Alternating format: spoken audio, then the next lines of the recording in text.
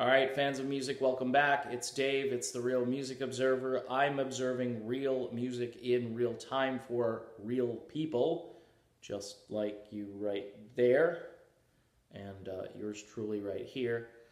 Dennis DeYoung apparently was on with Eddie Trunk yesterday afternoon, and then I guess replayed last evening. First of all, I don't have Sirius radio, all right? I've looked into it. I think I have enough monthly expenses right now, whereas if I keep adding layers of subscriptions, it's why I have my own Patreon account here, which I would ask you to support me for like $1 a month. If you enjoy these videos, it really helps me do small things to keep this channel operational. I am not rolling in the dough here. It just hasn't happened yet.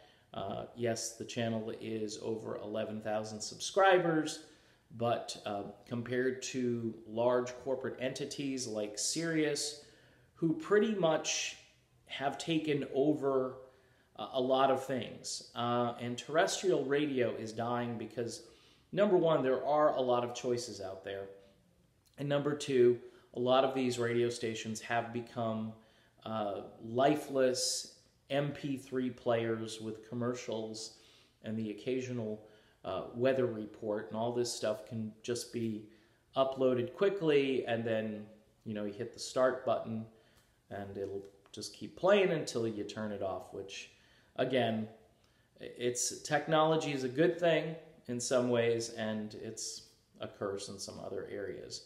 I'd really like to tell you about what the interview was about between Eddie Trunk and Dennis DeYoung. Dennis said that he thought it was a good interview, that it was groovy, in his words, and he talked at length about Styx and their urge to play Mr. Roboto these days, which I think caught fans of both camps a little off guard. Here's the thing. The old Styx people, yeah, you could say, Tommy was part of that. But really, Dennis was there at the beginning. So whether you like, what was it, like Styx 2 or what The Serpent is Rising, a lot of those albums, by the way, ended up influencing Kansas and the way they constructed songs, and their prog rock stuff was kind of influenced by that era of Styx with Dennis DeYoung.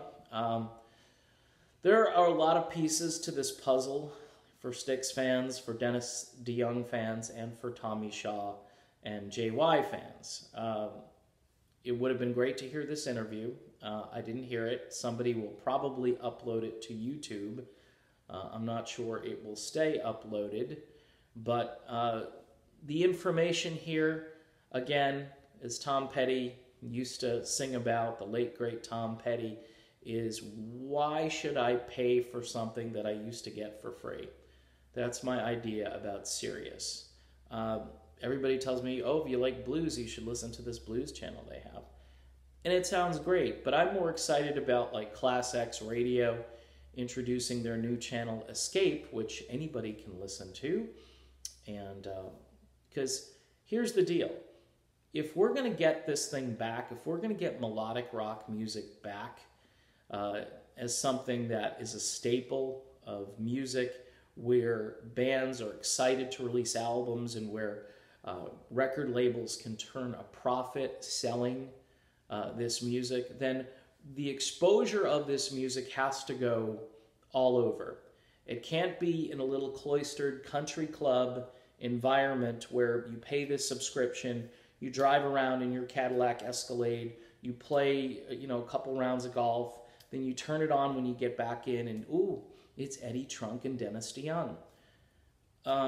Most of us aren't that well off. And I'm not saying you have to be rich to get Sirius XM, but I mean, there is this aura about it, like it's a subscription and you have to pay for it and so forth, and you got to get over that wall to hear it, and wow, once you're in, you're cool, and you get to listen to Eddie Trunk, who apparently is the sage of all things classic rock or melodic rock. I'm not sure what he is because he's always talking about old metal bands.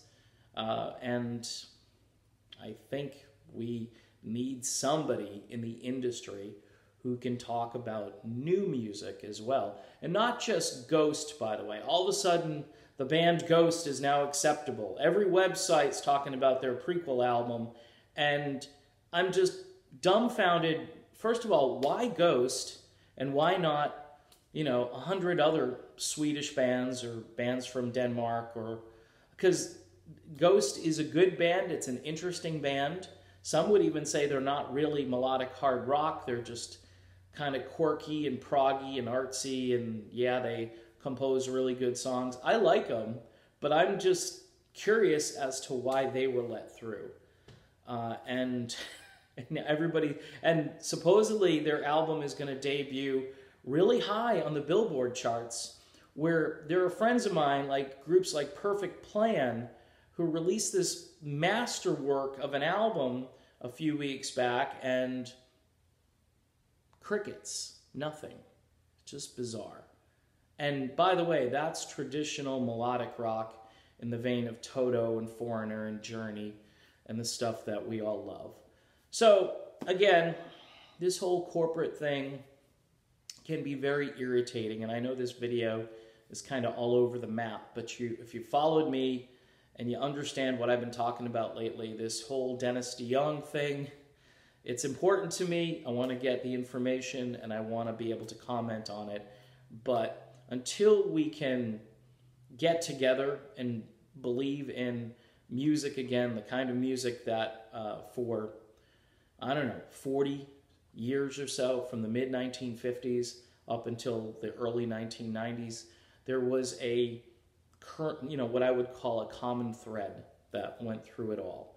Nowadays, you're just grasping at little strands here and there, trying to hold on. And I'm trying to tell you about music that, you don't want to hear. And then I got a group of people that only want to talk about Steve Perry. And I don't know what to do, all right? I don't know what to do.